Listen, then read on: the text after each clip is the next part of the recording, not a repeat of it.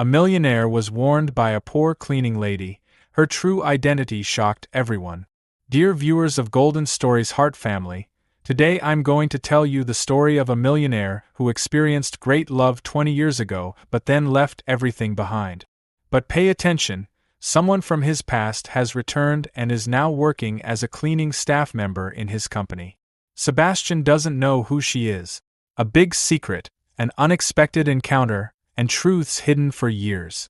Will Sebastian be able to understand who this mysterious woman standing before him really is? This story will keep you glued to the screen from beginning to end. If you're ready, let's begin.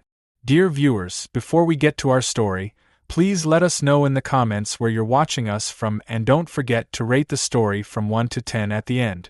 The suit you spilled coffee on is worth $3,000. Sebastian Reign spoke with a cold look at the woman before him. The glass walls of the corner office on the 47th floor of Technova Corporation reflected Chicago's skyscrapers, but right now Sebastian's attention was focused solely on the brown stain on his shirt. "I'm sorry, sir. Let me clean it right away." Zara bowed her head and extended the cleaning cloth in her hand. But there was no remorse in her eyes. Cleaning won't be enough. This suit was custom-made in Italy. Sebastian looked her up and down. The woman standing before him looked like an ordinary cleaning worker, blue uniform, hair tied back, no makeup. But something about her bothered Sebastian. "Which department are you from?" Sebastian's voice was authoritative. "Cleaning department, sir." Zara answered calmly, never looking away. "Your name?" "Zara Rivera." Sebastian paused. There was something familiar about the woman's voice, but he couldn't figure out what it was. Most employees would speak tremblingly when talking to him, but this woman showed no such hesitation. "Because you're so clumsy, it'll be deducted from your salary." Sebastian continued as he turned to his desk. "And you won't work in my office again. I'll report this to Human Resources." "Understood, sir." Zara spoke while gathering her cleaning supplies. "But I have some advice for you." Sebastian turned around in surprise. No employee would give him advice, especially not one who had just lost their job. "What advice?"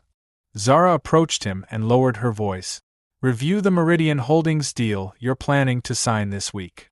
Sebastian's face froze. The Meridian Holdings deal was extremely confidential. Only top executives knew about it. "How do you know about that deal?" "You hear things when you're cleaning." Zara shrugged. "But that deal won't be good for you." "Who are you?" Sebastian's voice came out threatening.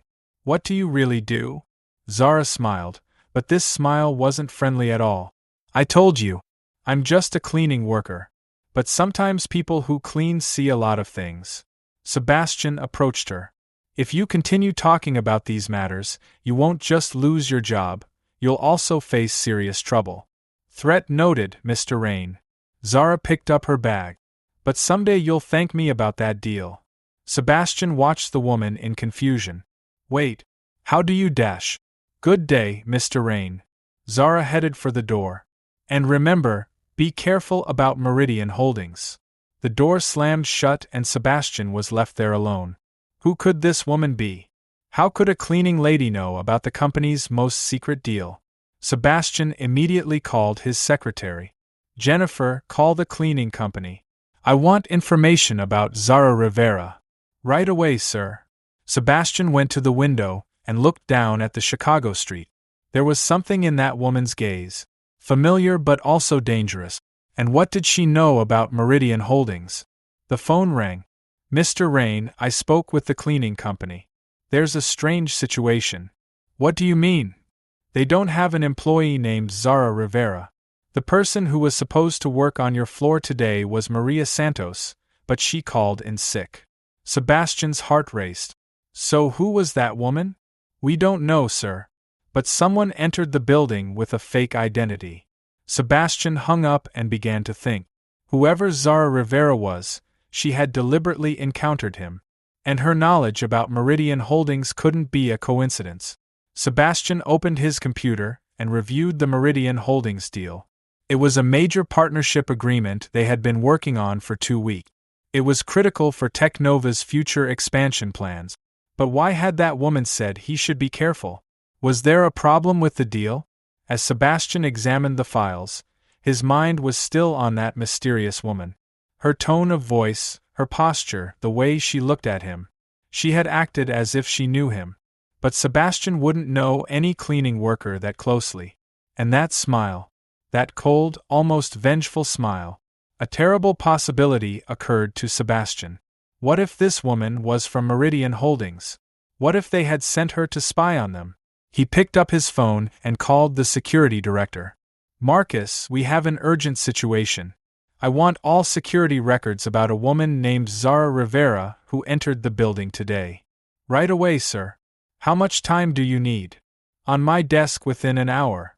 After Sebastian hung up, he focused on the Meridian deal again. If that woman was right and there was a problem with this deal, it could be a disaster for Teknova. But more importantly, whoever Zara Rivera was, his business with her wasn't finished yet.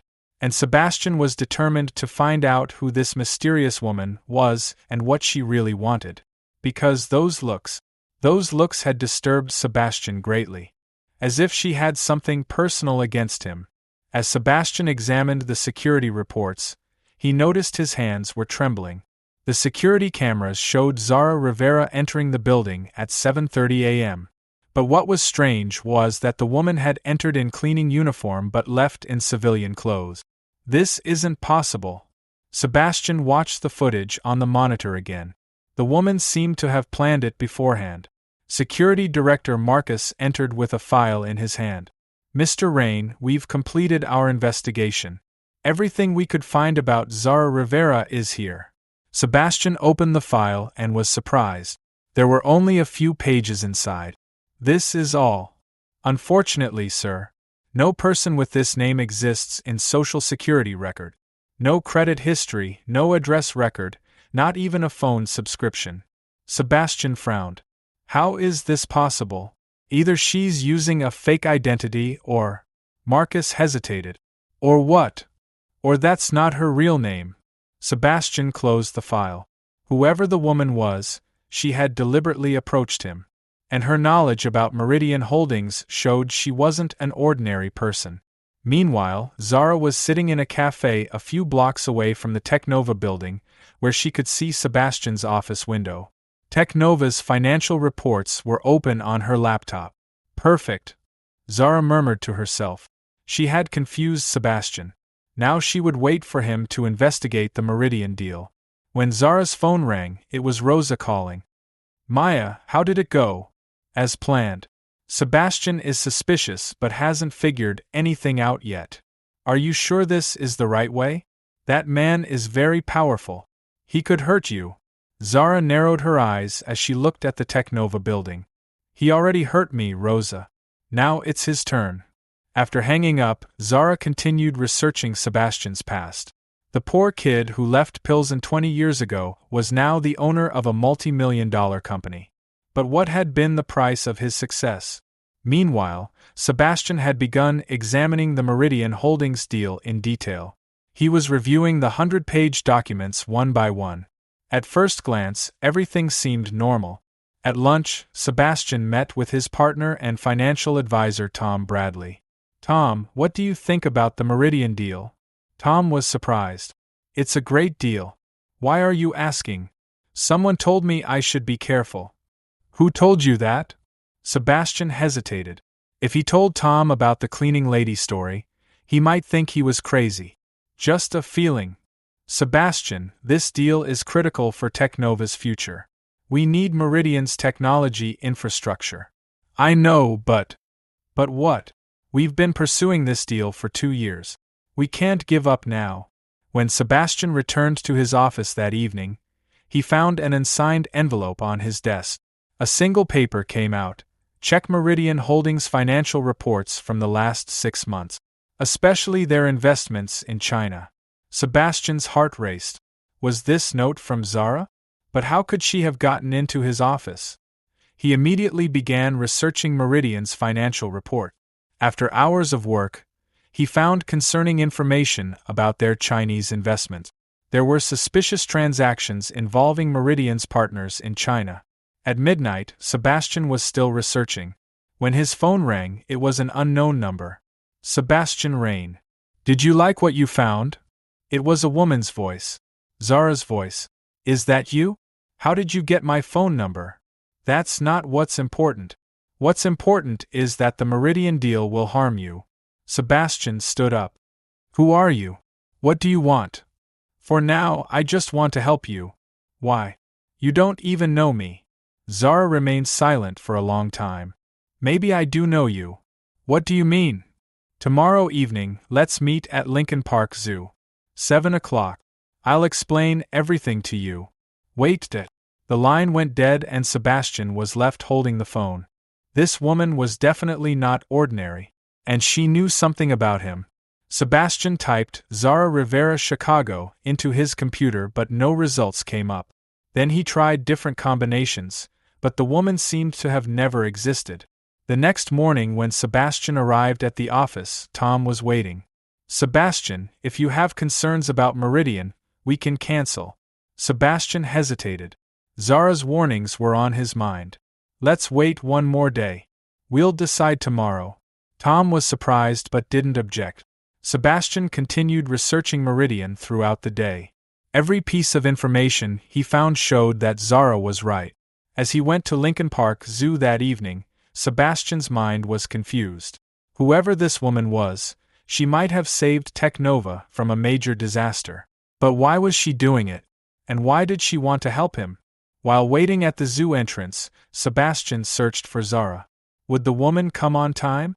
And would she really explain everything? At exactly 7 o'clock, Zara appeared. This time she was in casual clothes, jeans, white shirt. She was wearing sunglasses. You came. Zara approached him. I want my answers. Sebastian was determined. Who are you and what do you want? Zara smiled. Let's talk while we walk. The two began walking into the zoo. Sebastian was getting impatient, but Zara wasn't in a hurry. Sebastian, Zara stopped and looked at him. I have a special history with you. Sebastian's heart raced. What kind of history? It's a very long story. But I'll tell you as much as I can. Sebastian waited, but Zara hadn't continued yet. Complex emotions could be read on the woman's face. 20 years ago, Zara finally spoke. You lived in Pilsen. I said you lived in Pilsen. Zara continued, sitting on a bench at Lincoln Park Zoo. You had a very different life back then. Sebastian looked at her in astonishment. How do you know me? From Pilsen. Maybe. Zara gave a vague answer. But let's not discuss this topic now. There are more important things. More important? You know my past, but I don't know you at all. Zara stood up. Did you investigate the Meridian deal? Sebastian began to get angry. Yes, I investigated it. And you're right, there are suspicious points. But that's not an answer. You then cancel the deal. Zara interrupted him. Otherwise Technova will be in serious trouble within 6 months. How do you know these things? Zara hesitated, then pulled out a business card from her bag. Because I'm a consultant. Sebastian looked at the business card. It only said, ZR Corporate Consultant. There was a phone number and email address. What does this mean? Aren't you a cleaning lady? No. Zara looked at him. I do corporate consulting. I analyze companies' financial situations. Sebastian was surprised. But yesterday you were wearing a cleaning uniform. Because that was the only way to talk to you. Do you think I could normally get an appointment? Sebastian was confused. So why did you want to talk to me? Because Technova's situation concerns me. Zara sat down again. Your company is about to make a big mistake. What mistake? Not just Meridian. A general strategy mistake. You're trying to grow too fast. Sebastian approached her. Who are you really? Which company are you from? I work independently. Zara answered coldly. And if you don't want to, we can end the conversation here. Sebastian sighed. This woman had saved Technova from the Meridian disaster. At least he should listen to her. Okay. Continue. Zara pulled out files from her laptop bag. Technova's financial situation is worse than you think. Your cash flow is insufficient, your debt structure is at a critical level. Sebastian looked at the files. They contained Technova's most confidential financial information. Where did you get this information? Public information. But when properly analyzed, you can see the real situation. Sebastian examined it. The woman's analyses were correct.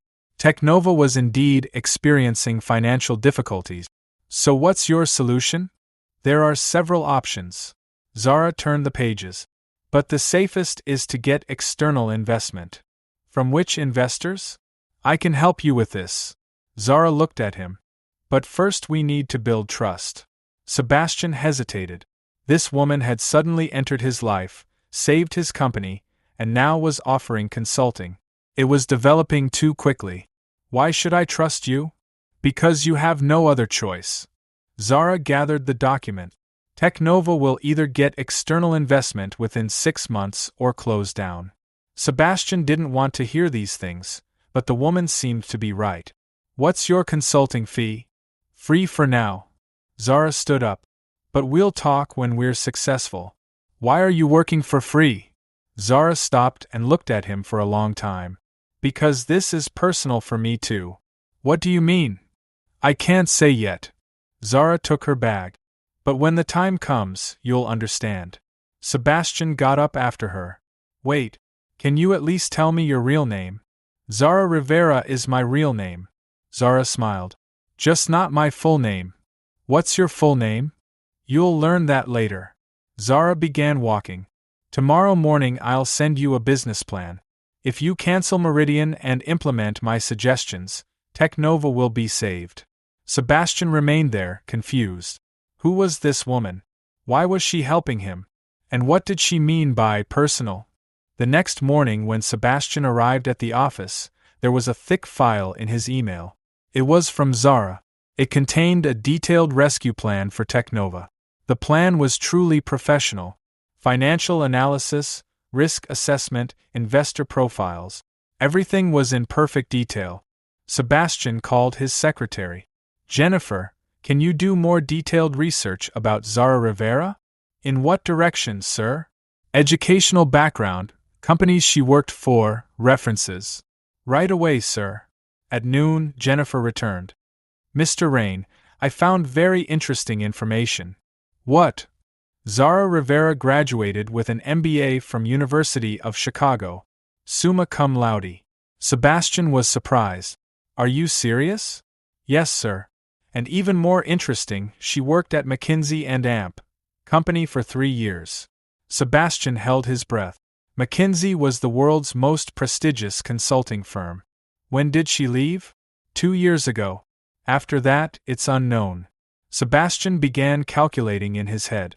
Zara was quite talented. But why was she showing so much interest in Technova?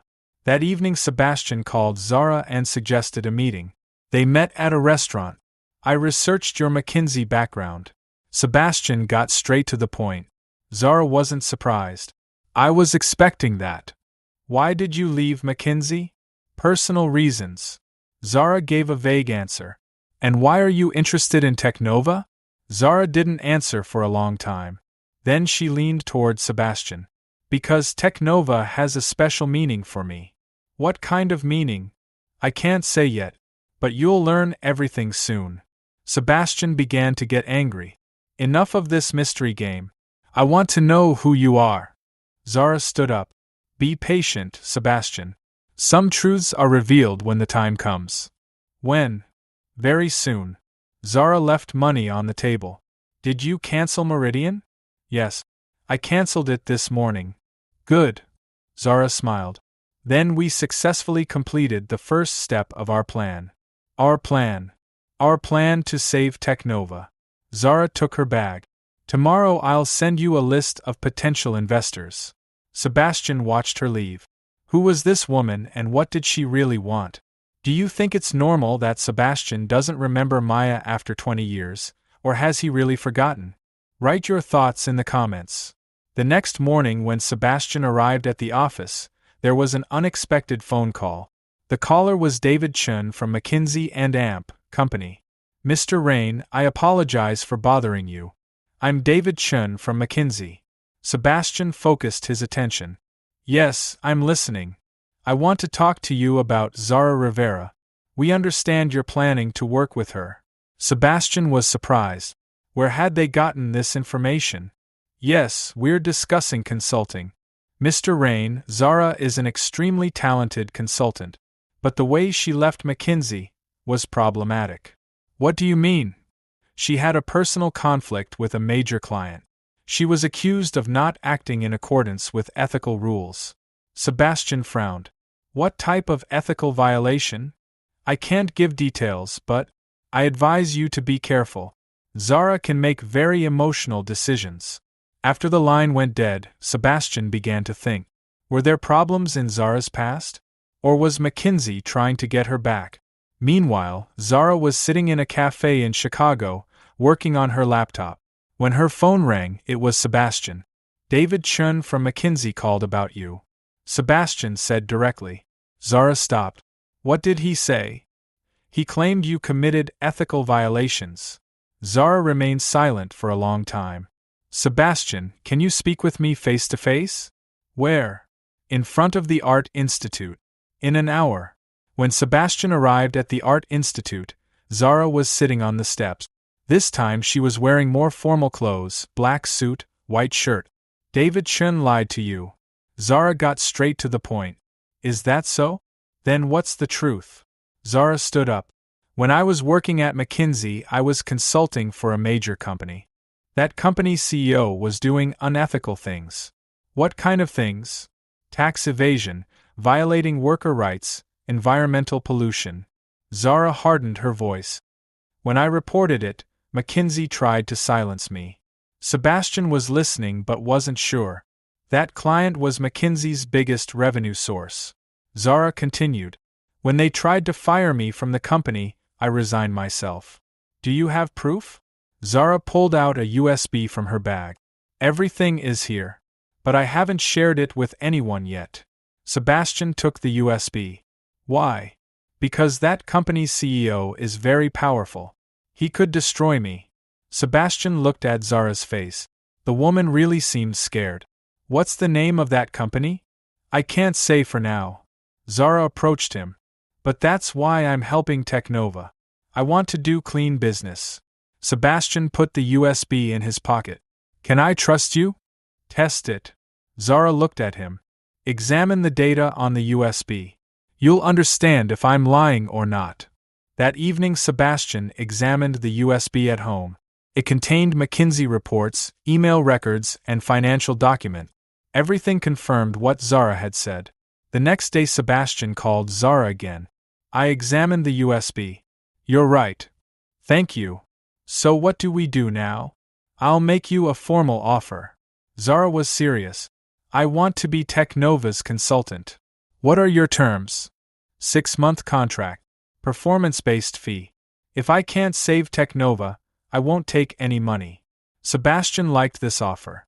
Accepted. But I have one condition. What is it? No more secrets. We'll discuss everything openly. Zara hesitated. I'm not ready for some things yet. What kind of things? My personal past. Why I'm so focused on Technova. Sebastian began to get angry. Mysteries again. I can't work with you like this. Sebastian, please. Zara approached him. Just give me a little more time. I promise you'll learn everything. When? In the middle of this project. When Technova stabilizes. Sebastian thought. The woman was really talented and could save the company. But this mystery game bothered him. Okay. Sebastian finally decided. But I want to know everything in 3 months. Deal. They shook hands. Sebastian would now work with Zara, but the woman's secrets still intrigued him. After Zara left the office, Sebastian called his secretary. Jennifer, prepare a desk in the office for Zara Rivera. Sir. Our new consultant. She'll be working here starting tomorrow. Jennifer was surprised but said nothing. Sebastian continued thinking. Who was Zara Rivera really? And why did she care so much about Technova? That evening Sebastian examined the investor list Zara had given him at home. The list was truly impressive. The world's largest venture capital firms were on it. But Sebastian had different questions in mind. How did Zara know these investors? And why was she ready to talk to them for Technova? Sebastian decided to research Zara again. This time he would go deeper. Because this woman's secrets could affect Technova's future. And deep down, Sebastian sensed that Zara's personal reason had a much deeper meaning. Maybe the woman hadn't approached him by chance. Maybe there was a past between them that he didn't know about. But what was this past? And why didn't Zara want to remind him of it? As these questions churned in Sebastian's mind, he thought about how he would start working closely with Zara tomorrow. Maybe as they spent time together, the woman's secrets would naturally unfold. Because there was one thing Sebastian was now absolutely certain of: Zara Rivera was no ordinary consultant. And there were much more personal reasons underlying her interest in Technova. As Sebastian headed home that evening, he was thinking about what Zara had said earlier. 20 years ago, you lived in Pilsen. This sentence wouldn't leave his mind. How could the woman know him from Pilsen? On an impulsive decision, Sebastian changed his car's route and headed toward the Pilsen neighborhood. He wanted to see those streets again after 20 years. When he arrived in Pilsen, evening darkness had fallen. The neighborhood didn't look as poor as it used to, but it was still where the working class lived. Sebastian got out of his car and started walking. He found his old house on 18th Street. The house was still there, but its paint had faded. New people were living inside. As Sebastian stood in front of the door, memories from his childhood began to surface. "Who are you?" Sebastian turned around. An elderly Latina woman was standing at the garden gate. I used to live here. I came to refresh my memories." The woman looked him over. "How old are you?" 35. Did you live here 20 years ago?" "Yes.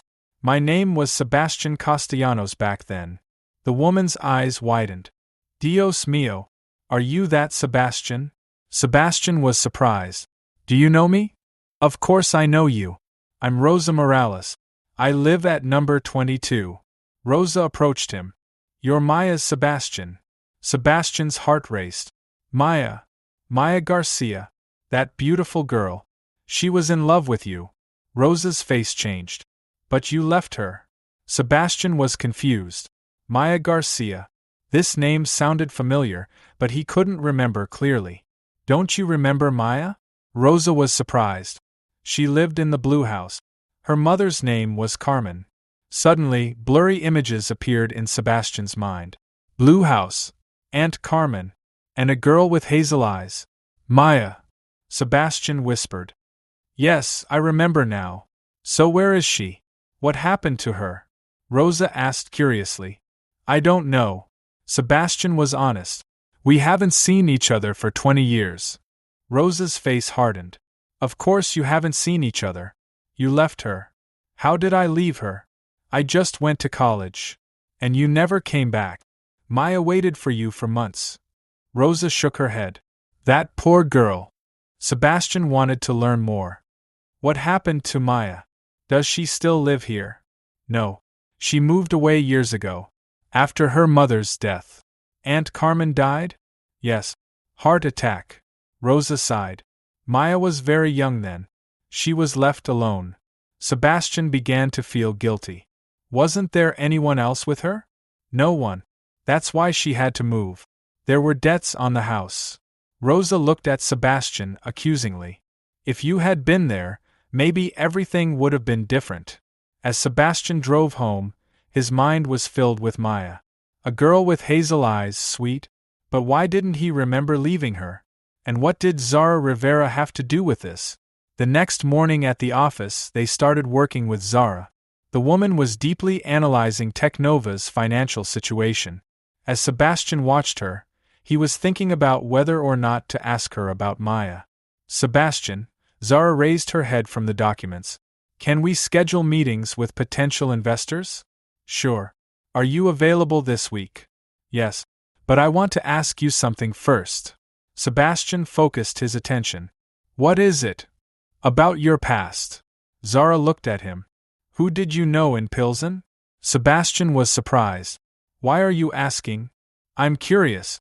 What kind of life did you have there?" Sebastian hesitated. A normal life. We were poor but happy. Did you have friends? A few. Sebastian was trying to understand where Zara wanted to go with this. Why these questions? Did you ever have a girlfriend back then? Sebastian's heart raced. This question was very specific. Maybe. I don't remember exactly. Disappointment appeared on Zara's face. You don't remember at all? Why are you asking? What does this have to do with our work? Zara backed off. I was just curious. I apologize. During lunch break, Sebastian decided to call Rosa again. He had gotten her phone number yesterday. Rosa, this is Sebastian. Can I learn more about Maya? What do you want to learn? What kind of girl was she? What did she like? What were her dreams? Rosa told him at length. She said Maya was a very smart girl, that she loved reading, that she had big dreams. And she loved you very much.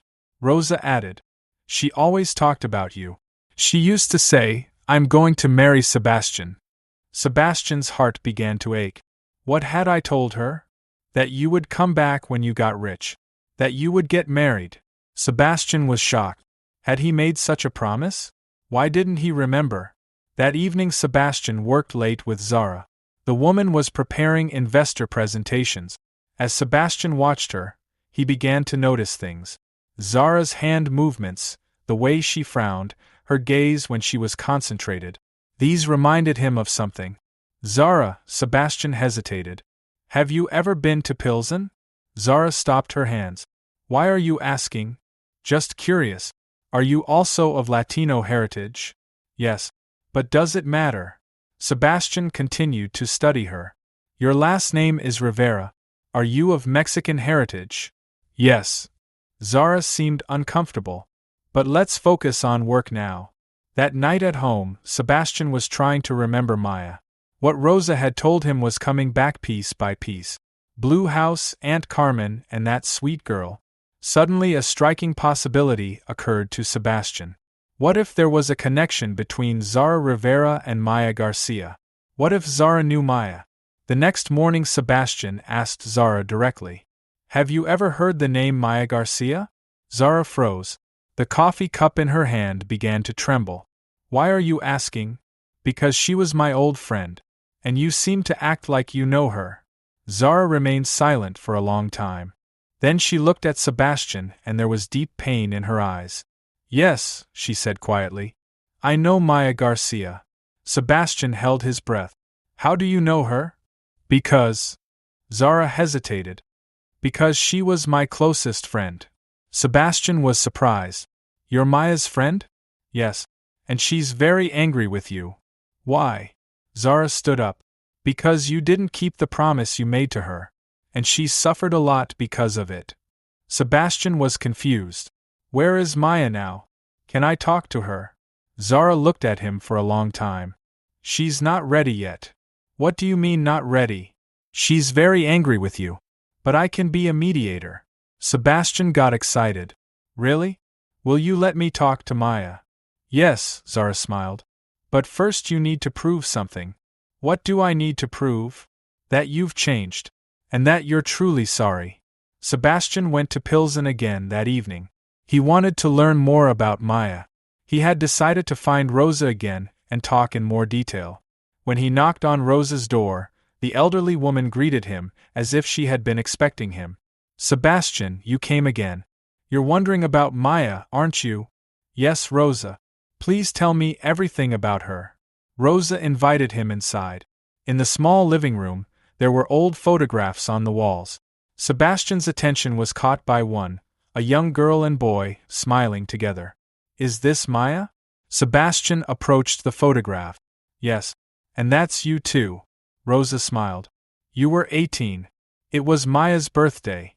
Sebastian looked at the photograph. The girl was indeed beautiful, hazel eyes, sweet smile, long hair. But why did he remember so little? Rosa, did I really promise to marry Maya? Of course you did. The whole neighborhood knew. Rosa sat down. That night was very romantic. In front of Maya's house, in the moonlight. Sebastian tried hard to remember. What had I said to her? You said, Maya, I'm going to Northwestern, but I'll come back when I get rich. Then we'll get married and I'll take you out of here. Sebastian's head was spinning. So why didn't I come back?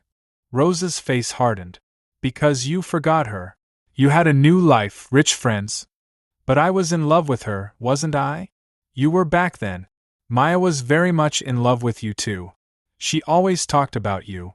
Rosa paused. But when you left, you never called. Maya wrote letters but got no response. Sebastian began to feel guilty. I never received any letters. Maybe she sent them to the wrong address. Or you didn't want to receive them. Sebastian thought. The first years at university were really chaotic. Maybe he had thrown away letters from Pilsen without reading them. Rosa, where does Maya live now? I don't know. I never saw her after she moved. Rosa paused. But I heard she became very successful. What do you mean? She went to college, got a good job. Maya was a smart girl anyway. Sebastian thought of Zara. Did she ever mention her friends? She had a few. But Maya was a quiet girl. She didn't have many friends. After Sebastian left Rosa, he continued walking around the neighborhood.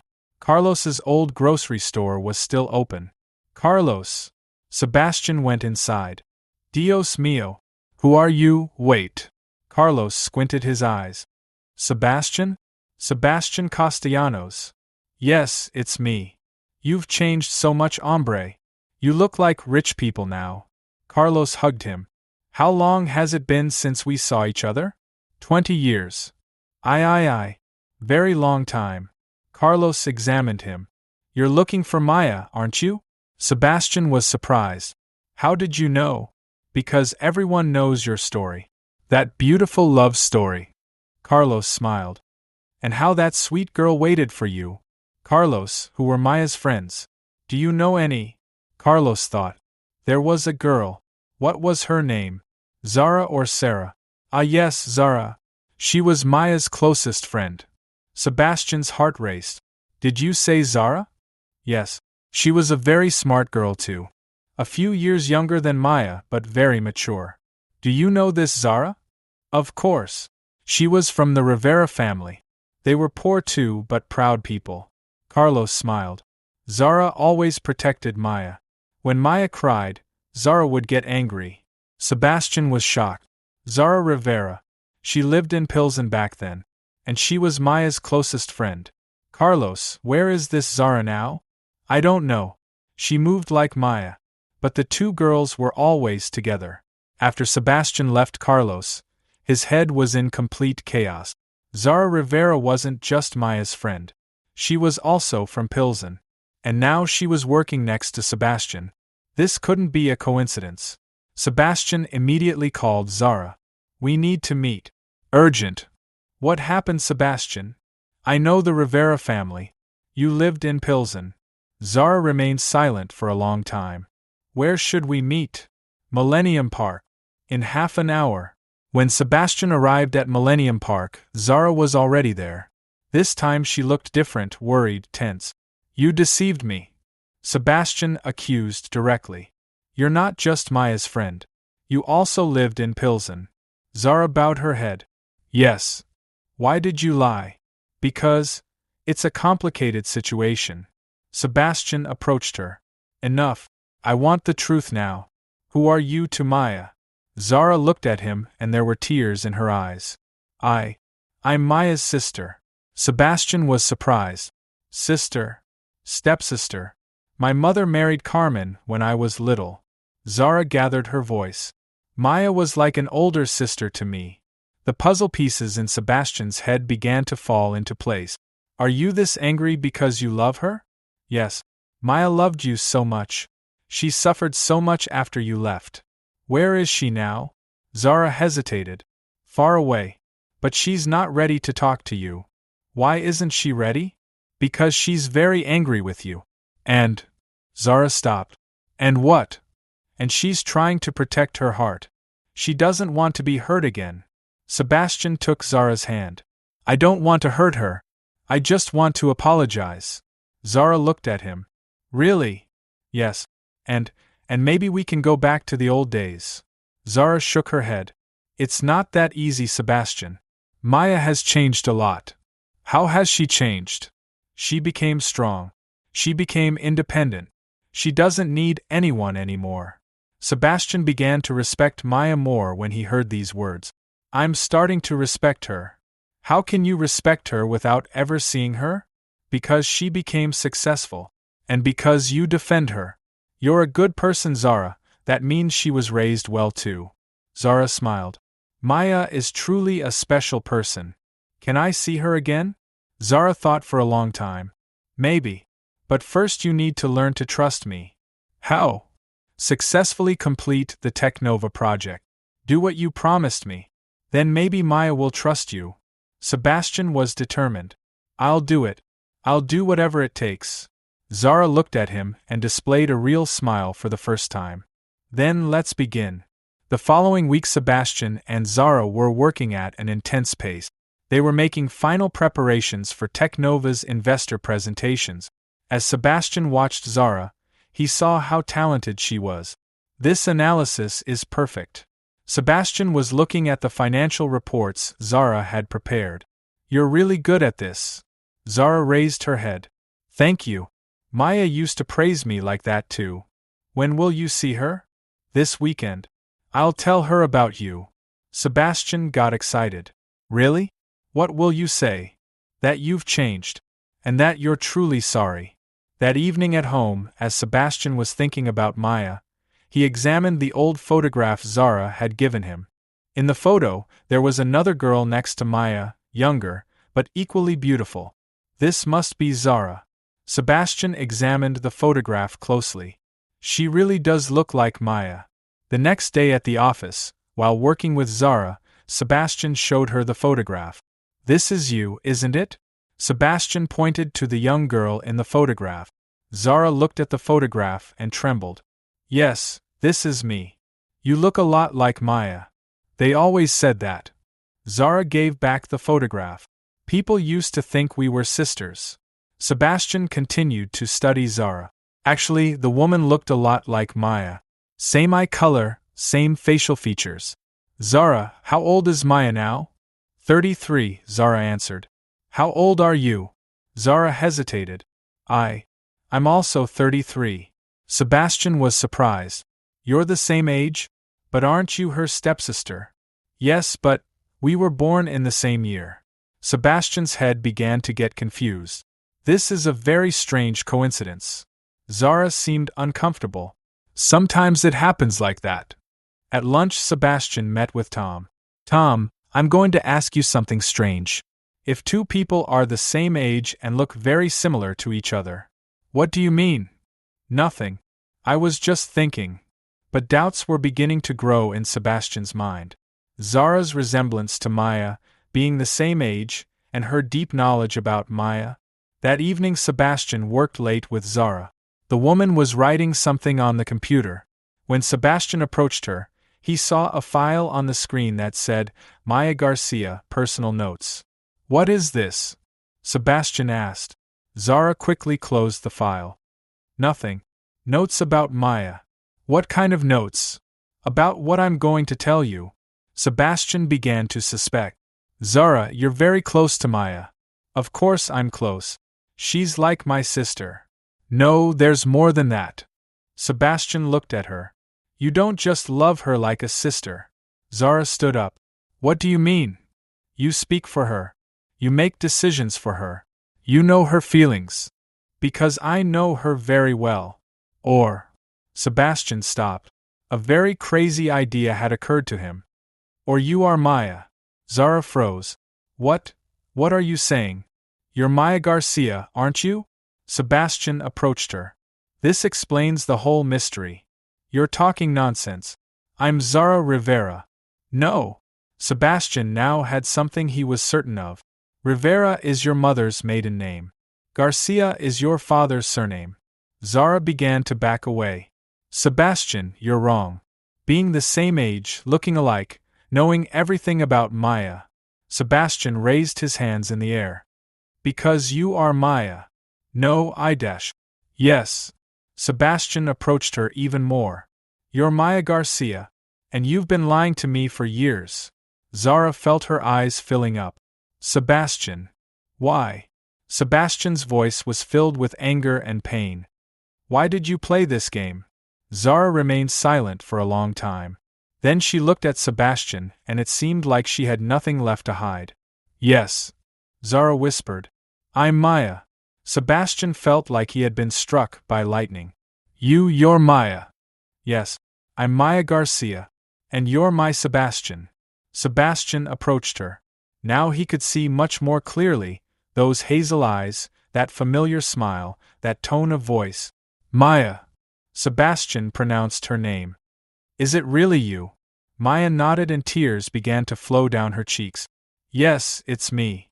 Sebastian wanted to hug her, but Maya backed away. No. Don't you touch me.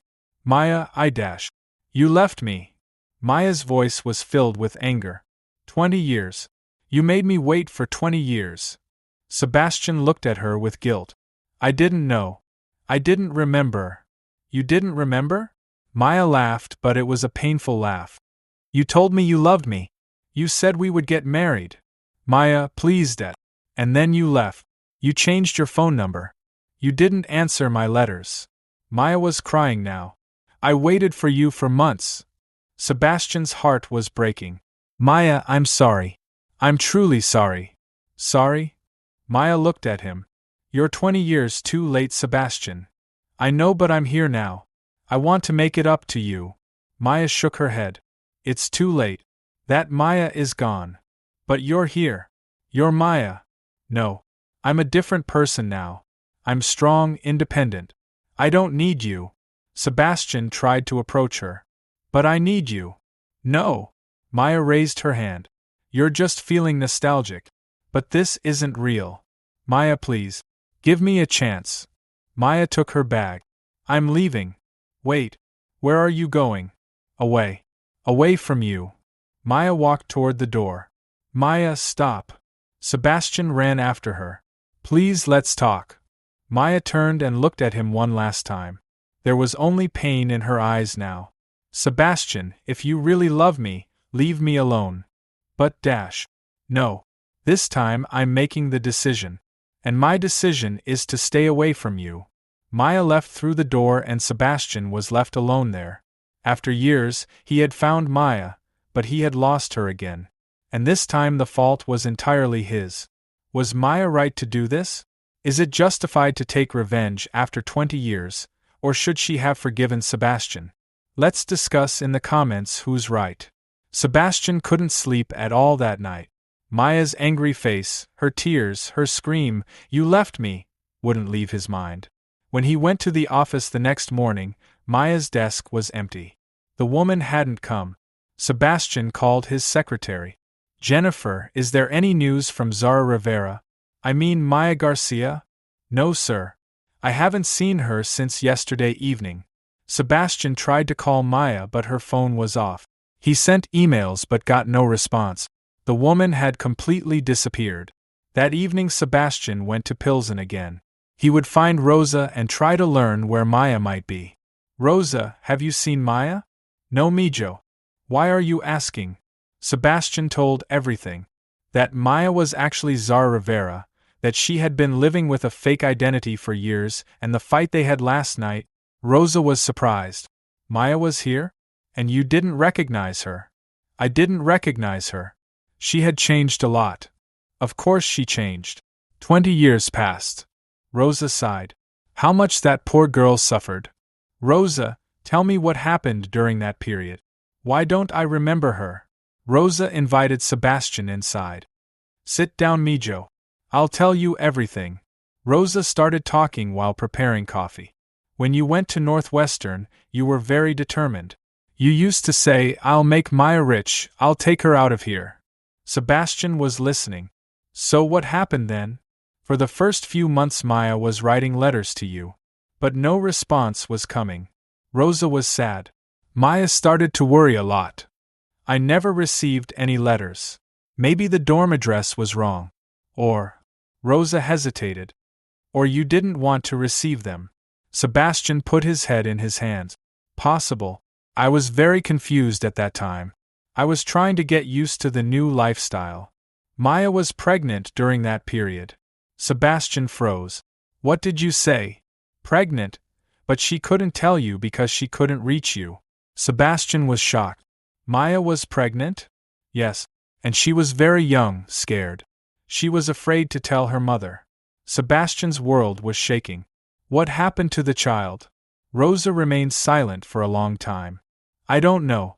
Maya was acting very secretively during that period. Then she had to move. Why did she move? After Carmen's death. There were house debts, Maya was left alone. Sebastian now understood why Maya was so angry. He had left her pregnant. Rosa continued. Maya is a very strong girl. She overcame everything. But her anger toward you never passed. I loved her, Rosa. I really loved her. Then why didn't you come back? Sebastian thought. Because I was ashamed. Why were you ashamed? There were rich kids at Northwestern. I was ashamed to say I came from Pilsen. Sebastian shook his head. And I was afraid to introduce Maya to them. Rosa's face hardened. So you were ashamed of us? Yes. And that was my biggest mistake. After Sebastian left Rosa, he stopped in front of their old house. That night, the last time he saw Maya, it had been here. Memories began to come back piece by piece. 18-year-old Sebastian and Maya stood in front of the house door. The moonlight illuminated Maya's face. Maya, I'm going to Northwestern. I know. But you'll come back, right? Of course I'll come back. When I get rich. Then I'll get you out of here. Promise. Promise. I'm going to marry you, Maya. You'll be my princess. Maya cried. I love you so much, Sebastian. I love you too. I'll never forget. But he did forget. His new life at Northwestern, new friends, new girls. Maya in Pilsen had just become a part of the past. That night Sebastian kept trying to call Maya at home. Finally, she answered the phone. Maya, please talk to me. What do you want, Sebastian? I remembered everything. That night, the promise I made you. Too late. Maya, I was very young back then. I was a stupid kid. And I was a young girl too. But I waited for you. Sebastian's voice trembled. Rosa told me you were pregnant. There was a long silence. Yes, I was pregnant. What happened to the child, Maya? That's not for you to know. But I'm the father, aren't I? You're nothing. Maya's voice was cold. You're just the man who created her. Sebastian's heart broke. Maya, please. I want to make it up to you. How will you make it up? Will you bring back 20 years? No, but I can be there for you in the future. Maya laughed bitterly. I don't need you to be there for me anymore, Sebastian. I'm strong now. I know. I saw how successful you've become. Then leave me alone. Maya, I still love you. No, you don't. You just feel guilty because you're stuck in the past. Sebastian silently accepted this. Maybe Maya was right. So the child. Won't I know anything about the child? Maya thought for a long time. No. That's my decision. Maya. Goodbye, Sebastian. Don't call again. The line went dead and Sebastian was left there. He had found Maya but lost her again. And this time maybe forever. Because Maya wasn't that old Maya anymore.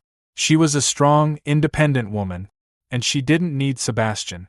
But Sebastian needed Maya. Because he truly loved her. He just realized it too late. That night Sebastian promised himself, even if Maya didn't forgive him, he wouldn't completely disappear from her life. He would find a way to prove to her that he was valuable. Because some mistakes brought lifelong regret. And Sebastian was ready to live with this regret. Dear viewers, before continuing the story, I must mention that in our next story we will tell about a millionaire man who rejected his family inheritance for love and the dramatic events that happened to him. Don't forget to turn on your notifications so you don't miss that breathtaking story. That night Maya sat in her small apartment, thinking about the past after talking to Sebastian. Those painful days from 20 years ago came alive in her mind. 19-year-old Maya was trying to tell her mother that she was pregnant. Mama, I need to tell you something. Garcia was preparing food in the kitchen. What is it, Maya? I'm pregnant. Carmen dropped the spoon in her hand. What did you say? I'm pregnant, Mama. I'm carrying Sebastian's child. Carmen was very angry. That boy left you. Where is he now? At Northwestern. But he'll come back. He promised me. Carmen shook her head. Oh Maya, you're so naive. But Maya believed in Sebastian. Every day she checked the mailbox, waited for the phone to ring, went out to the street hoping to see him. Months passed. There was no news from Sebastian. Maya's belly started growing. Gossip started in the neighborhood. Maya Garcia got pregnant. Who's the father? That boy who said he'd get rich. Sebastian. But he left. He won't come back. When Maya heard this gossip, she felt very ashamed. She was afraid to leave the house. She only relied on her mother. 2 months before the child was born, Carmen had a heart attack. The hospital bill was very expensive. Maya had to mortgage their house. Maya sat next to her mother in the hospital. Maya, if I die. Don't talk like that, Mama. If I die, you be strong. Be strong for the baby. Maya was crying. I can't do it alone. You can. You're my strong girl. Carmen died a month later. Maya was 19, pregnant, and completely alone. After the child was born, Maya's life became very difficult. She worked night care jobs, took care of the baby during the day. Rosa, the neighbor, helped, but it wasn't enough. When Maya couldn't pay the house debts, she had to move. She left Pilsen and started living in a small apartment in another part of Chicago. During that period, Maya was very depressed. She tried to forget Sebastian but saw his traces in the baby's face. Maya thought while putting the baby to sleep at night, "Your father left us, but I will never leave you. You are my everything. I will live for you." Maya had promised herself she would be strong, successful, and never depend on anyone. After completing her high school diploma, Maya started university. She worked at night, took classes during the day, took care of the baby in the evening. It was very hard, but Maya didn't give up. She studied business at the University of Chicago. She worked very hard and became one of the best students. When she graduated, McKinsey and Amp Company offered her a job. Maya was now a successful woman. They had a beautiful house, she earned good money. But the anger towards Sebastian inside her never went away. Maya looked at herself in the mirror. You're not that old Maya anymore. You're a strong woman. Sebastian left you, but you survived. You don't need him anymore. But deep down Maya still thought about Sebastian, especially as the child grew up and started asking questions about her father. What could Maya tell the child about Sebastian? Would she say, "Your father didn't want you? Your father left us?" Instead, Maya said, "Your father works very far away." She didn't want to break the child's heart. As the years passed, Maya also considered the idea of looking for Sebastian. Maybe she could reach out to him and tell him about the child. But she gave up every time. He didn't want us. Why would he want us now? I succeeded alone. I don't need him. The child didn't need him either. Maya tried to be both mother and father to the child. She was very successful too. The child grew up smart, lovely, and happy. But Maya's anger towards Sebastian continued to grow. So much so that she started following Technova's news. She saw how Sebastian became rich, how successful he became. He earned his wealth without a family. He never thought about us. He sacrificed us for his own happiness. Maya started her revenge plan then. She would approach Technova, find Sebastian, make him pay for what he did in the past. But the thought of revenge didn't make Maya happy. Because deep down she still loved him. And this made her even angrier. How can I still love him? He's the man who left me. Why am I so weak? While Maya fought with these feelings, the child continued to grow, and started asking more questions about her father. "Mom, when will Daddy come? Why doesn't he ever call? Doesn't he love me?" When Maya heard these questions, her heart broke. She didn't want to lie to her child but couldn't tell the truth either. Finally Maya decided. She would find Sebastian, tell him about the child, and get the child's rights. But while doing this, she would protect herself too. She wouldn't fall in love with Sebastian again, wouldn't trust him, wouldn't let him hurt her.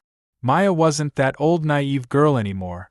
She was a strong, smart, and determined woman. And this time Sebastian wouldn't hurt her. Because Maya couldn't bear to be hurt again. Especially in front of the child. That night Maya promised herself she wouldn't establish a relationship with Sebastian again. She would only do what was necessary for the child. Then she would get out of his life. Because Maya Garcia didn't depend on anyone anymore. Especially not Sebastian Reign. Sebastian tried to call Maya for 3 days but couldn't reach her. The woman wasn't answering her phone, not responding to his messages. She hadn't come to Technova either. On the 4th day Sebastian couldn't stand it and went to Pilsen again. He would find Rosa and try to learn where Maya might be. Rosa, have you seen Maya? No, Mijo. But I'm very worried. Rosa looked concerned. What will those girls do without her? Sebastian stopped. Which girls? Rosa was surprised. Maya's girls. Lily and Emma. Sebastian's heart stopped. Girls? Maya has girls. Of course she does. Twins. 8 years old. Rosa looked at Sebastian's shocked face. Didn't you know? Sebastian started trembling. Did you say twins? Yes. Very sweet girls. Maya raised them alone. Sebastian's world shook. Maya hadn't just gotten pregnant, she had given birth to twin children. And he knew nothing. Rosa, those children, are they mine? Rosa looked at him with pity. What do you think? Of course they're yours. Sebastian collapsed on a bench. He had 2 daughters. 2 daughters and he had no idea. What do they look like? Lily looks like you. Blue eyes calm. Emma looks like Maya. Hazel eyes talkative. Sebastian's eyes filled with tears. I'm a father. Yes. But Maya never talked about you to them. She just says your father works very far away. Sebastian stood up. Can I see them? I don't know. Maya is very protective. And she's very angry with you. But they're my daughters, Rosa. I'm their father. Biologically, yes. But being a real father is something else. After leaving Rosa, Sebastian sat in his car and cried. He had 2 daughters, 2 little girls, and he had never seen them, never knew them. Sebastian called Maya again. This time the phone was answered. What do you want, Sebastian? Maya, I talked to Rosa. I learned about the twins. There was a long silence. Yes, I have twins. Are they my daughters? They are my daughters. Only mine. Sebastian's voice trembled. Maya, please. I want to see them. No. Why no? I'm their father. You're nothing. Maya's voice hardened. You're just a sperm donor. When Sebastian heard these words, he was very hurt. Maya, please. They're my children too. Did you raise them for 8 years? Did you take care of them when they were sick? Did you take them to school? I didn't know, because you didn't care. You were living your own life. Sebastian was crying now. Maya, please give me a chance. I want to know them. Maya stayed silent for a long time. They don't want to know you. Did you tell them about me? No. And I won't. Why? Because I'm protecting them. I'm protecting them from people like you. Sebastian started getting angry. What kind of person am I, Maya? You're an abandoning person. You're a person who makes promises and doesn't keep them. I've changed. Prove it. Sebastian stopped. How can I prove it? You can't. Because you're too late. They don't need you anymore. But I need them. Maya laughed bitterly. You just want to feel good about yourself. But that's not their problem. Maya, can I at least see them once? From a distance. Maya hesitated. Why? Because they're my daughters. And I'm their father. You're not a father. You were just a DNA donor. Sebastian was devastated by these words. Maya, please. No, Sebastian. My answer is no. But Sebastian wouldn't give up. Maya, if you don't want to see me, I can understand. But them, don't I have the right to see them? No, you don't. I have legal rights. Maya's voice came out threatening. Are you threatening me with court? No, I'm just because if you go to court, I'll have to tell them everything. What kind of person their father is. Sebastian got scared. What will you tell them? The truth. How you abandoned us. How you didn't care. Sebastian realized this conversation wasn't going anywhere. Maya was very angry and determined. Maya, I love them very much. I love them even though I've never seen them. You don't love them. You're just curious. No, I love them. Because they're part of me. Maya's voice softened. Sebastian, they're very innocent. Very pure. I can't let you hurt them. Why would I hurt them? Because you'll leave. People always leave. And children get hurt by this. Sebastian understood.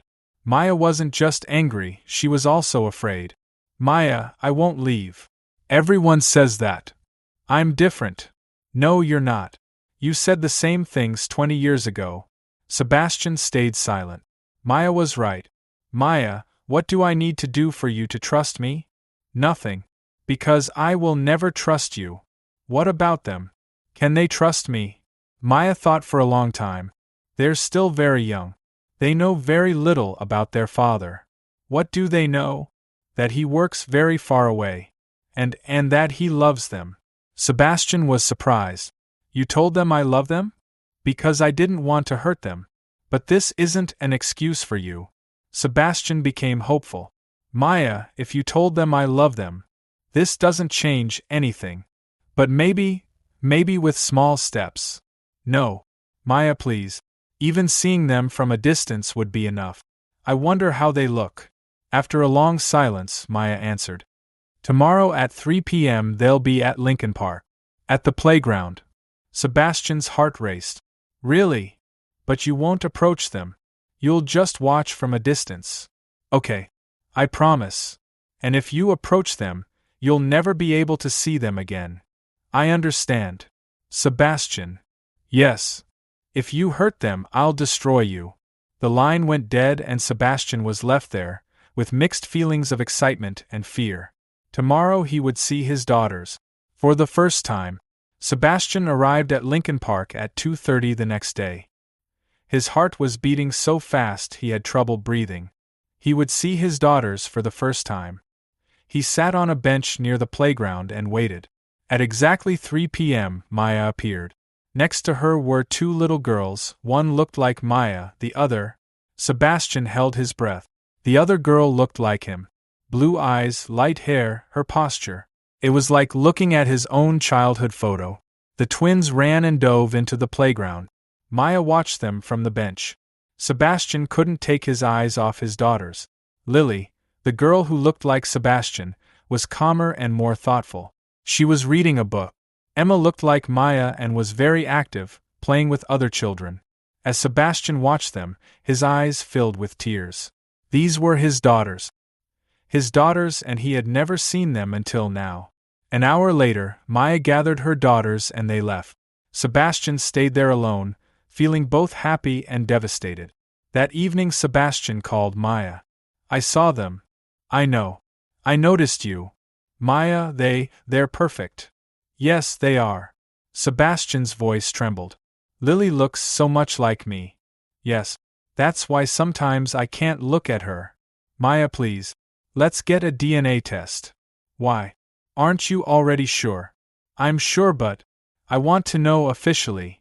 Maya thought for a long time. Okay. But I have conditions. What are they? If the test result is positive, I'll make the decisions about the children. Maya dash. This is my condition. If you don't accept, no test. Sebastian reluctantly agreed. Okay. The next day Sebastian, Maya, and the twins went to Dr. Johnson's clinic at the DNA testing center. Sebastian was introduced to the girls as Mommy's friend. Hello girls, Sebastian crouched down to their level. I'm Sebastian. Emma smiled at him. Hello. I'm Emma and this is Lily. Lily was more shy but politely said hello. Being this close to them was incredible for Sebastian. Lily's eyes really were like his own. Will this test hurt? Emma was worried. No, sweetie, Dr. Johnson smiled. We'll just take a small sample from inside your mouth. During the test, Sebastian watched his daughters. Emma was talkative and curious, constantly asking questions. Lily was quiet and observant, carefully following everything. After the test was over, Maya took the girls outside. Sebastian was left alone with Dr. Johnson. When will the results come out? Within 48 hours. But I can tell you the physical resemblance is very strong. Really? Especially the older girl, Lily. She's literally your copy. Sebastian smiled proudly. Yes, I noticed that too. The next 2 days were torture for Sebastian. He was waiting for the result. Maya looked very tense too. On the third day the results came. Dr. Johnson called Sebastian and Maya to his office. The test results are ready. Dr. Johnson opened the file. Sebastian Reign is the biological father of Lily and Emma. The probability is 99.99%. Sebastian's world spun. He was officially a father. Lily and Emma were his daughters. There was no surprise on Maya's face. She already knew. Is there anything else? Maya asked the doctor. No, that's it. The test gives a definitive result. When they left the clinic, Sebastian was excited. Maya, I'm officially their father now. Biologically, yes. This changes everything. No, it doesn't change anything. Maya spoke harshly. They're still my children. But now they're my children too. Maya stopped and looked at him. Sebastian, listen to me. The test result doesn't make you a father. Being a father is something else. So how do I become a father? I don't know. Maybe you never can. Sebastian's hopes were crushed. Why do you think that? Because they know me. They don't know you. You're a stranger to them. But they can get to know me. If you give me a chance. Maya sighed. Sebastian, they're very sensitive. They ask questions about not having their father. What kind of questions? Why doesn't Daddy ever come? Doesn't he love us? Does he have other children? Sebastian's heart ached. What do you answer? I say Daddy works very far away. I say, but he loves you very much. I really do love them. But they don't know that. You're just a word to them. Sebastian thought. Maya, give me a chance. They can get to know me slowly. If you hurt them, I won't hurt them. I promise. Maya thought for a long time. We can start with small steps. Really? But with my rules. Under my control. I accept. And if they don't want you, you'll leave. Okay. Maya looked at him. Sebastian, they're my everything. If you hurt them, I'll never forgive you. I understand. I don't want to hurt them either. Then you can meet them tomorrow. But remember, you're just Mommy's friend. Sebastian got excited. What will we do? We'll go to the park. You'll play with them. But very slowly, very carefully. I understand. And Sebastian. Yes. Telling them you're their father is my decision. You won't tell them. When will you tell them? I don't know. Maybe never. Sebastian's heart ached, but he had to accept. Okay. That night Sebastian thought at home. He was officially a father now. Lily and Emma were his daughters. But they didn't know this. And Maya was undecided about when to tell them. Maybe she would never tell them. Sebastian promised himself. He would be patient, win the girls' trust, and prove to them that he was a good person. Because they weren't just children. They were Sebastian's daughters. And he loved them even though he had never known them. Tomorrow would be the beginning of his new life. His journey to becoming a father. Does Sebastian have the right to be a father to the daughters he hasn't known for 8 years? Is DNA enough, or is being a father something else? Share your experiences. Sebastian woke up early that morning and prepared for his meeting with his daughters. He didn't know what to wear. He chose jeans and a white shirt so he wouldn't look too formal but not disrespectful either. He would meet Maya at Millennium Park. Sebastian arrived half an hour early and waited. He was very nervous. At exactly 2 p.m., Maya came with the twins. The girls ran up to Sebastian. Hello, Sebastian. Emma greeted excitedly. Hello, girls. Sebastian crouched down to their level. How are you? We're good. Emma answered. Lily was more shy but was smiling. What do you want to do today? Sebastian asked. Let's go to the playground. Emma suggested. But I want to read a book, Lily said quietly. Sebastian tried to please both of them. Then let's go to the playground first, then we'll read a book. How's that? Okay. Both agreed. Maya watched them from a bit of a distance. She was observing how Sebastian behaved with the girls. At the playground, Emma immediately ran to the swing. Sebastian, will you push me? Of course. Sebastian went behind her and started pushing gently. Emma giggled. Faster. Be careful, Emma, Lily warned. Don't go too high. Sebastian noticed how protective Lily was. Just like himself. Lily, would you like to swing too? Sebastian asked. No, thank you. I'll watch from here. Sebastian crouched next to her. You like reading books, right? Lily nodded. Yes. Especially fairy tales. I loved fairy tales when I was a kid too. Which tale is your favorite? Beauty and the Beast. Lily's eyes lit up. Because Belle is very smart and brave. Sebastian smiled. Belle really is a wonderful character. You seem as smart as her too. Lily was embarrassed but seemed pleased. Emma got off the swing. Now let's go to the slide. For 3 hours, Sebastian played with the girls. He played hide and seek with them, went down the slide, and even read a chapter from Lily's book to her.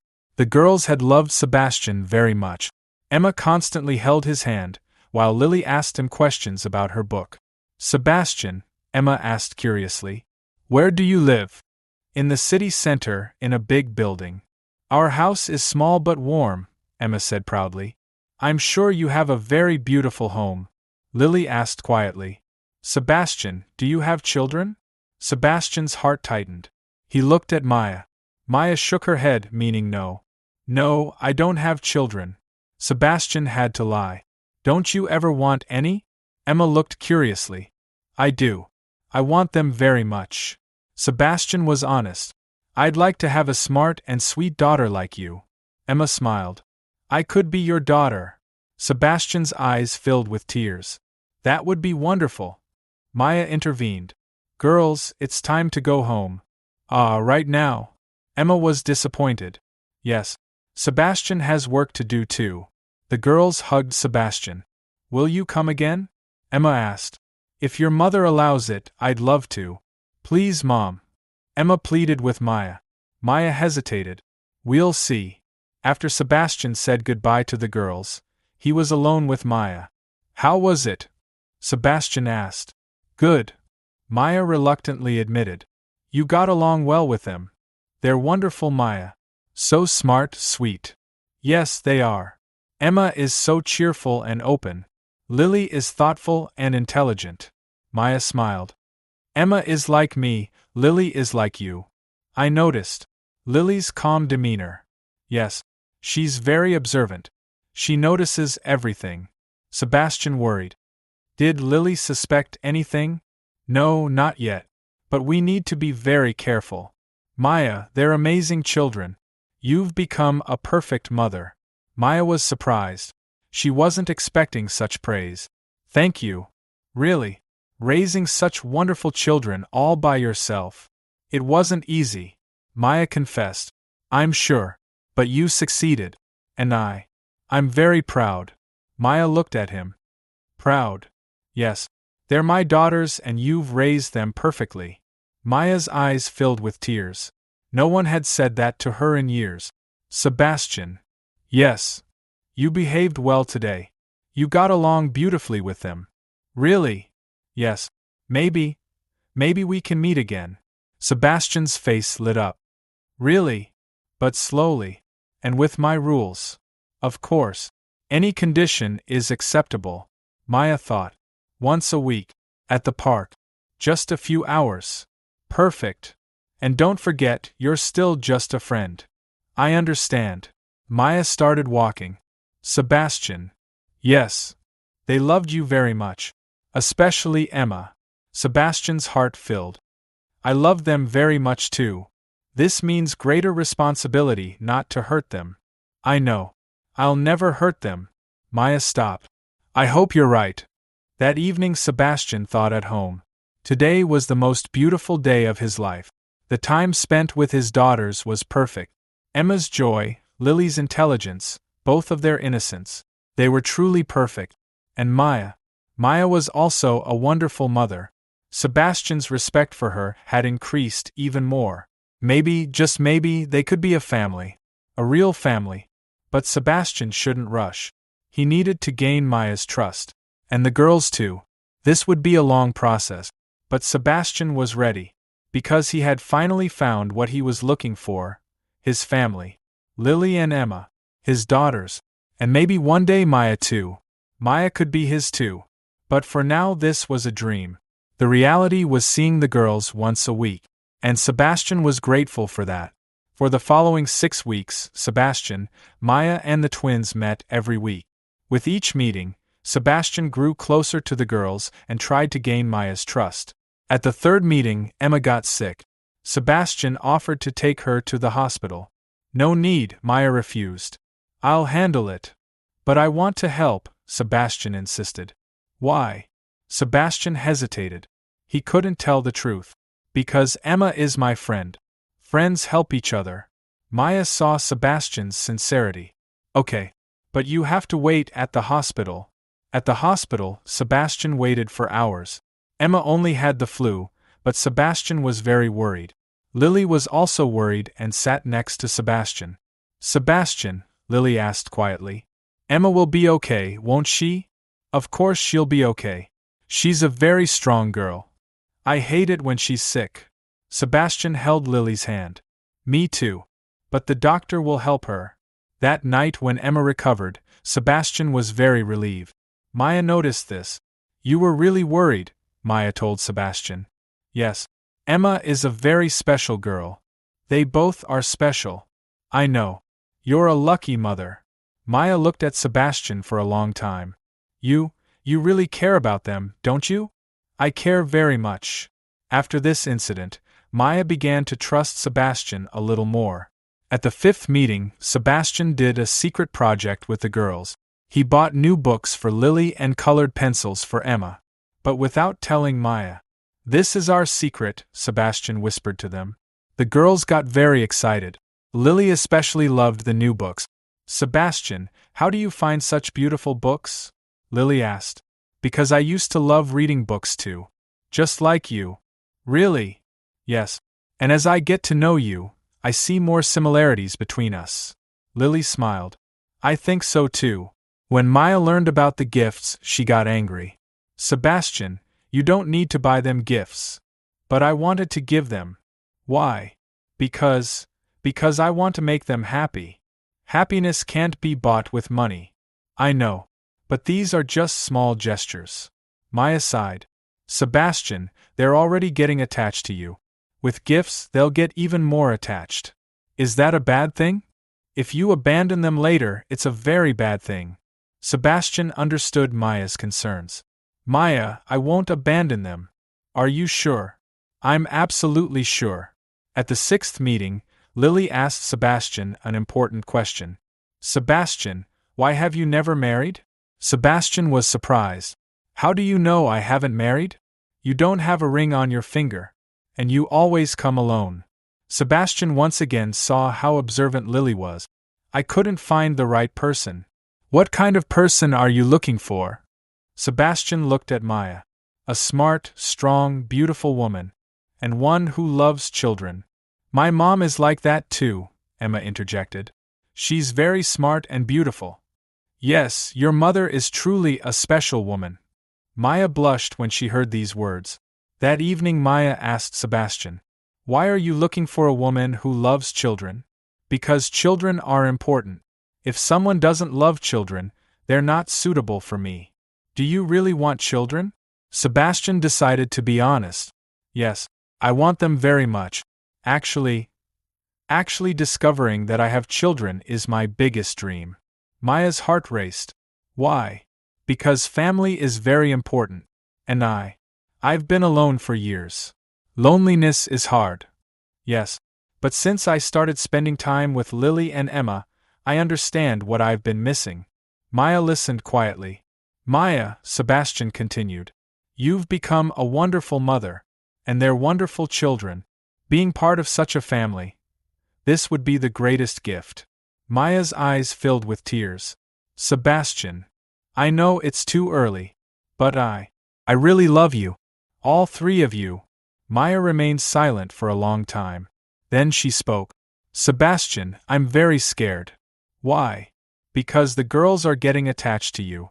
And I'm starting to have feelings for you too. Sebastian's heart raced. Really? Yes. But it scares me. Why does it scare you? Because I had the same feelings 20 years ago. And you left. Sebastian approached. I'm not that Sebastian anymore, Maya. How can I be sure? Test me. Give me time. Let me prove it. Maya looked at him. If you hurt them, I won't hurt them. I promise. Maya looked uncertain. Maybe we can spend more time together. Really? Yes. But slowly. And carefully. Sebastian smiled with joy. Everything will be as you want. That night Sebastian thought at home. Learning that Maya had feelings for him was incredible, and his bond with the girls was growing stronger each day. Maybe they really could be a family. But Sebastian had to be patient. Gaining Maya's trust would take time. Most importantly, he had to make the girls happy. Because they were the center of Maya's life. And if they were happy, Maya would be happy too. Sebastian was determined on this path. He would be a good father to Lily and Emma, and a good partner to Maya. Because he now knew what he wanted, his family. And he was ready to do everything for this family. Even to pay the price for his mistakes from 20 years ago. 2 months later, Sebastian's life had changed. Technova had emerged from the financial crisis with Maya's suggestions. The company had become profitable and Sebastian was now both a successful CEO and a man learning fatherhood. But when he came to his office that morning, Jennifer's face was worried. Mr. Reign, there's something urgent I need to show you. Jennifer had a USB in her hand. This came from Maya's computer.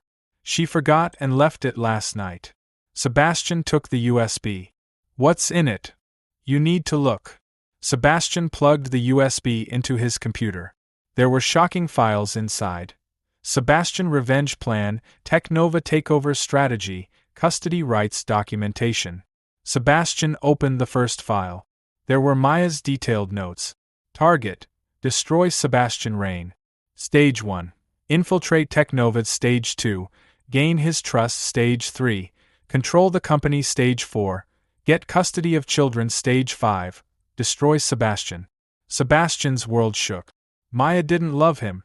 This was all a game. The second file contained Technova's confidential financial information. Maya had planned how to take over the company. The third file was even worse. Maya had met with a lawyer about child custody. She was planning to portray Sebastian as a useless father. Sebastian was so shocked that he started trembling. Maya had deceived him.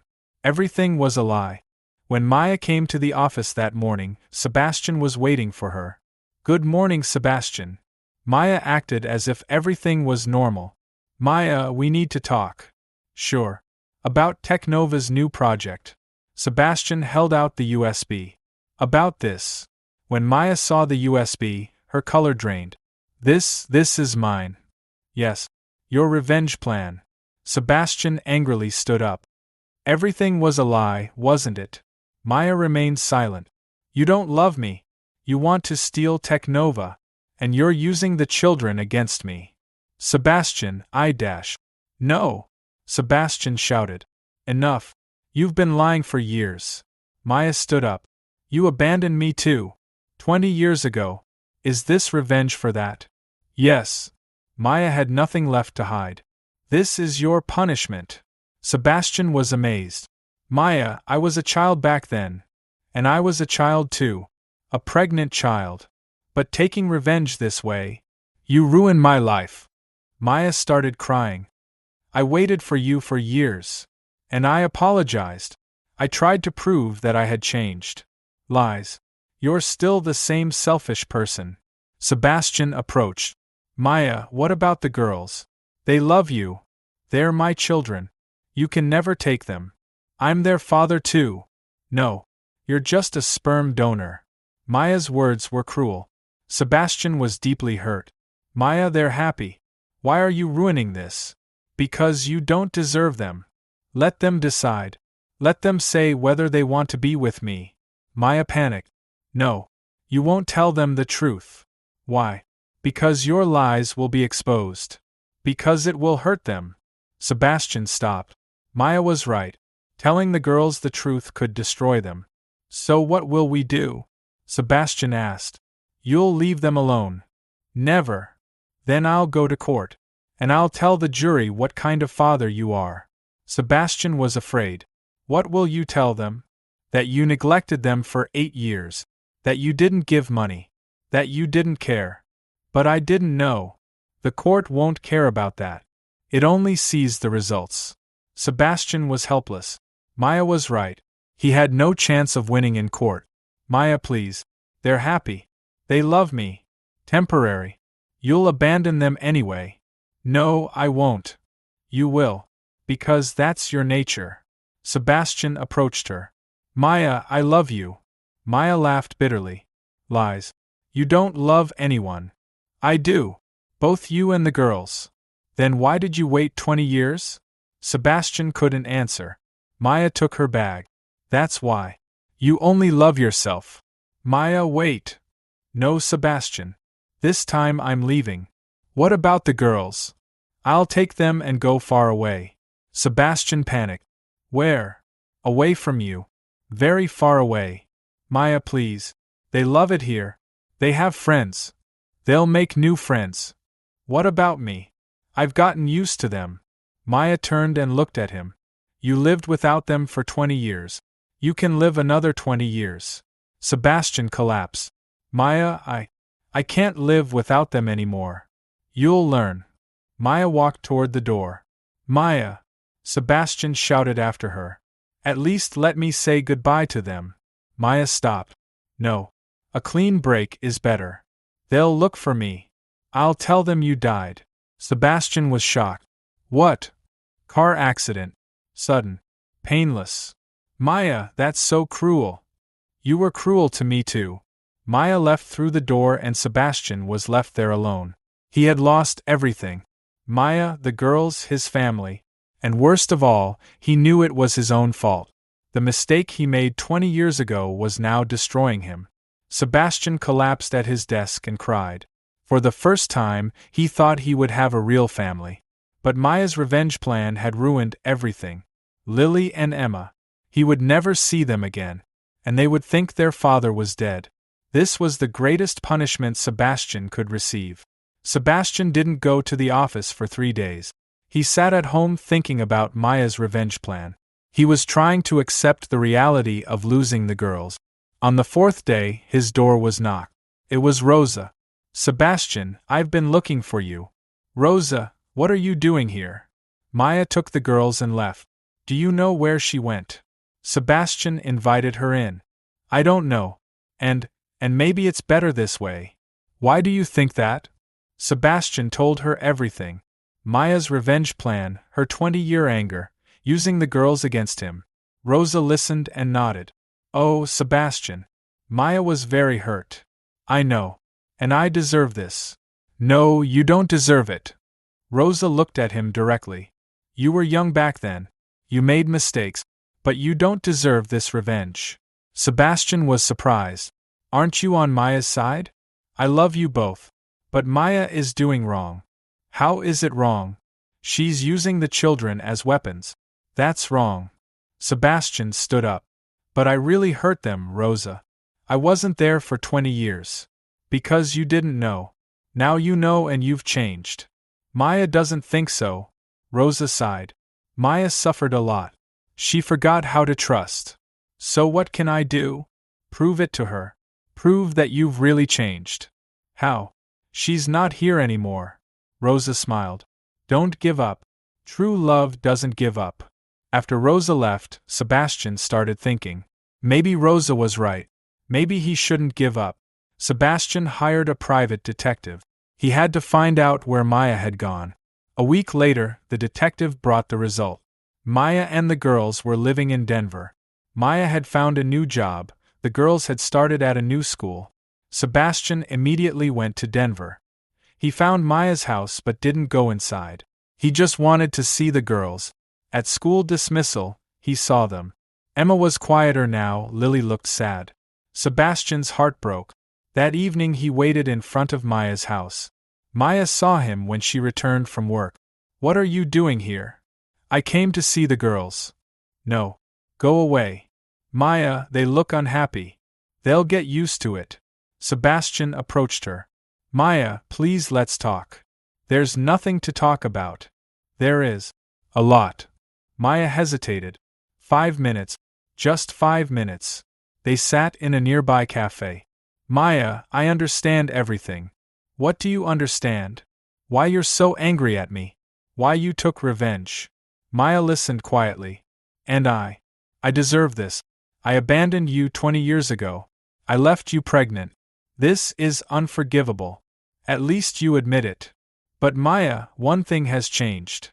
"What?" "I'm not that old Sebastian anymore. Everything changed after I met the girls." Maya's eyes filled with tears. "It's too late." "Maybe it's too late for you.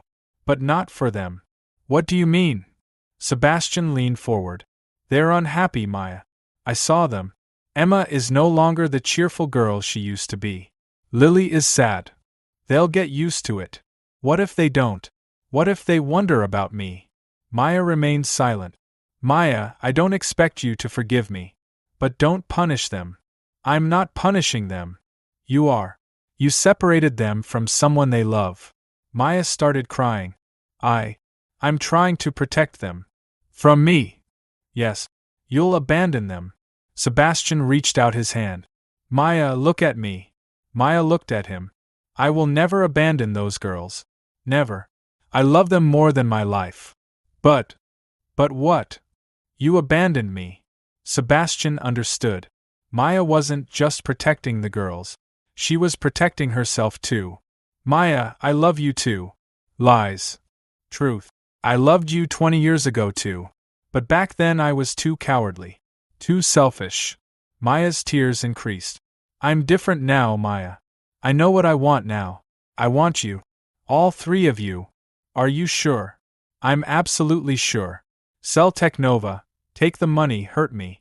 But don't separate the girls from me." Maya was surprised. "Don't you care about Technova?" "No. I only care about you." Maya remained silent for a long time. "Sebastian." "Yes. The girls wonder about you a lot. They ask, where is Sebastian?" Sebastian's heart filled. "Really?" "Yes. And I couldn't tell them you died." "What did you tell them?" "That you were on a business trip. But Emma doesn't believe it." Sebastian smiled. "Emma is a smart girl. Very smart. And very stubborn." "How is Lily?" "She's quieter. But she shows that she misses you." Sebastian's eyes filled with tears. "I miss them too.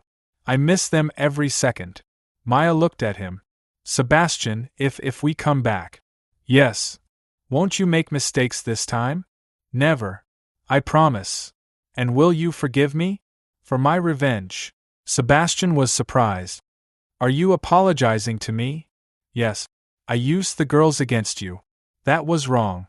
Sebastian took her hand. "Maya, I forgave you. I already forgave you." Maya was crying now. You really have changed." "Yes. You changed me." "The girls." "The girls, and you." Maya looked at him. "Sebastian, I'm still scared." "I'm scared too.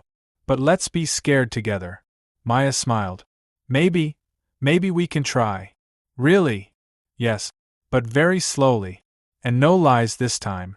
"No lies," Sebastian repeated. "And if you hurt them?" "I won't hurt them. They're the meaning of my life." Maya stood up. "Then come home. The girls want to see you." Sebastian also stood up. "Really?" "Yes. And I want to see you too." Sebastian hugged Maya. "Thank you. Thank you for the second chance. This is your last chance, Sebastian. Don't forget." "I won't forget." Finally, they could be a real family. But this time in the right way. When they entered Maya's house in Denver, the girls were sitting in the living room watching television. As soon as Emma saw Sebastian, she jumped up. "Sebastian!" Emma ran and hugged him. "You finally came. I missed you so much." Sebastian bent down and hugged her. His eyes were full. "I missed you so much too, sweetheart." Lily was more shy but was smiling. Hello, Sebastian. How was your business trip? Sebastian looked at Maya. Maya nodded. He shouldn't tell the truth yet. It was very long. But now I'm here. Sebastian hugged both his girls. Reuniting with them was wonderful. Will you have dinner with us? Emma asked. Of course. I'd love to. That evening the four of them ate dinner together. The girls told Sebastian about their new schools in Denver, talked about their new friends. But Sebastian could tell they still missed Chicago. After dinner, Maya put the children to bed. Sebastian waited in the living room. They're asleep, Maya said when she returned. Maya, when will we tell them the truth? I don't know. Are we ready yet? Sebastian thought. I'm ready. Are you ready? Maya remained silent for a long time. I'm scared. Why? Because everything will change. They only know you as a friend. If they learn you're their father, what will happen? They'll expect a lot from you. Sebastian approached Maya. Maya, I'm already ready to give them everything. Really? Yes. They're my daughters. And I want to be their father. In the real sense. Maya fixed her eyes on his. Sebastian, this isn't just a romantic feeling. This means real responsibility. I know. Will you get up when they're sick in the middle of the night? Yes. Will you be there for them when they have problems at school? Yes. Until they're 18, every day, will you be there for them? Sebastian hesitated. This was a big promise. But he answered sincerely. Yes, Maya. Even after they're 18. For my whole life. Maya's eyes filled with tears. Sebastian. Maya, I love you too. But now it's a different kind of love. Mature, real love. How can I be sure? Sebastian took a small box from his pocket. Maya was surprised. What is this? Maya Garcia. Sebastian got down on one knee. Will you marry me? Maya was shocked. Sebastian, this is so sudden. I'm 20 years late. I can't wait any longer. But the children. I'll ask them. If they want it too, we'll be a family. A real family. Maya opened the box. Inside was a simple but beautiful diamond ring. Sebastian, this is very beautiful. Will you say yes? Maya thought for a long time. Then she looked at Sebastian. You have to ask the children first. Really? Yes. If they accept, I'll say yes too. Sebastian joyfully stood up and hugged Maya. The next morning Sebastian talked to the girls alone. Maya had gone shopping to give them space. Girls, I want to tell you something important. Emma and Lily listened carefully. I'm not actually just your mother's friend. Lily frowned. What do you mean? Sebastian took a deep breath. I'm your father.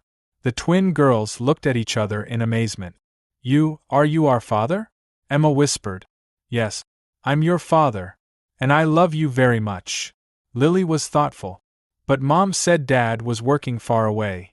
Your mother was trying to protect you. Because she didn't want me to hurt you. How would you hurt us? Emma asked. If I abandoned you. But I'll never abandon you. I promise. Emma stood up and hugged Sebastian. I already knew you were my father. Sebastian was surprised. Really? Yes.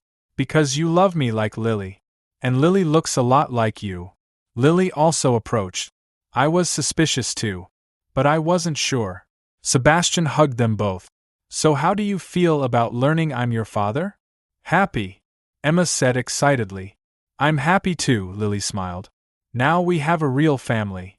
Sebastian's heart was full. I want to ask you something else. What? I want to marry your mother. What do you think? Emma clapped. Yes. Then we're really a family.